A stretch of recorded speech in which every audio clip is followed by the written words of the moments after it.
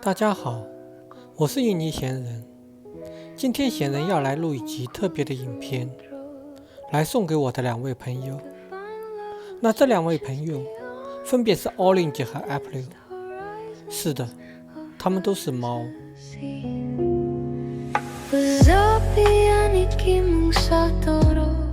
闲人最早认识我的这两位朋友是在大约2年前，那时候闲人刚刚开始装修新购置的住宅，当时还没有太多的人居住在这个新的住宅小区里面，但是已经有很多装修工人在装修各家的房屋了。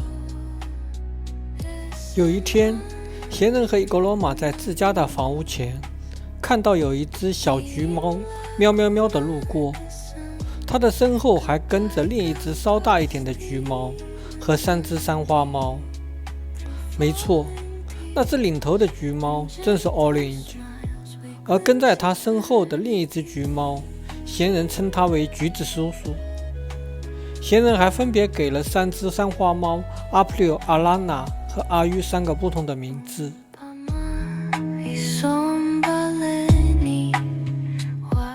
当时 Orange 其实正带领着大家出来讨要食物，闲人和一个罗马马上拿出了常备的猫粮来招待他们。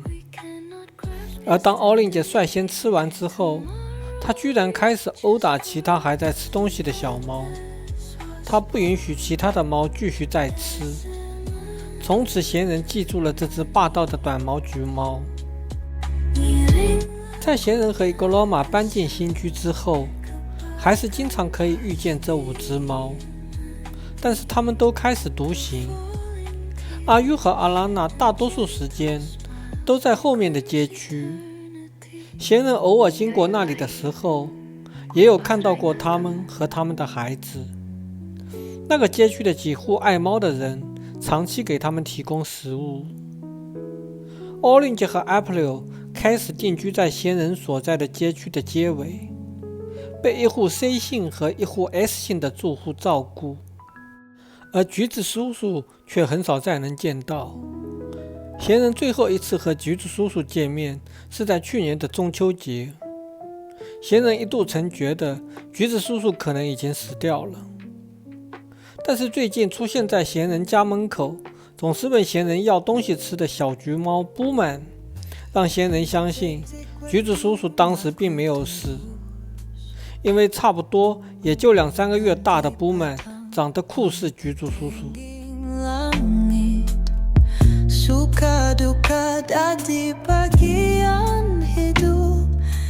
我们还是回到 Orange 和 Apple 的故事。Orange 和 Apple 曾经有一个孩子名叫南瓜。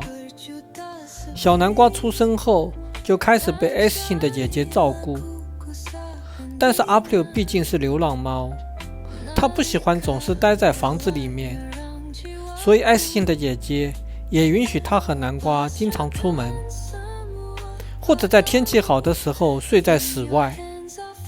但是变故也就出现在那段时间。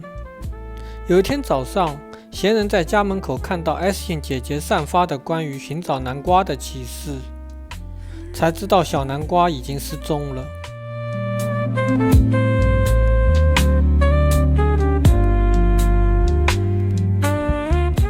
南瓜失踪之后， S 姓姐姐和 C 姓姐姐到处寻找， Apple 也是在前后几个街区找了好几天，只有 Orange 貌似并不关心的样子。南瓜的失踪让大家都很伤心，为了避免 Apple 再失爱子， S 姓姐姐和 C 姓姐姐之后送 Apple 去诊所做了绝育手术，同时顺便带上了 Orange。Orange 的蛋蛋就是在那个时候在宠物诊所被割掉的。